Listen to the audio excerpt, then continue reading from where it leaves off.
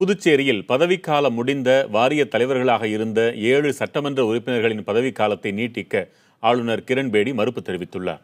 இந்த விவகாரத்தில் கருத்து வேறுபாடு இருப்பதால் குடியரசுத் தலைவரின் பரிசீலனைக்கு அனுப்பப்பட்டுள்ளதாக ஆளுநர் மாளிகை தகவல்கள் தெரிவிக்கின்றன.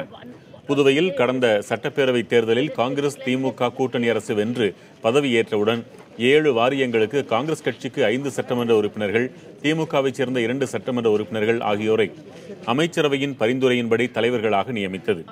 துணைநிலை ஆளுநர் கிரண்பேடி இதற்கு பல்வேறு நிபந்தனைகளுடன் ஒப்புதல் அளித்தார்.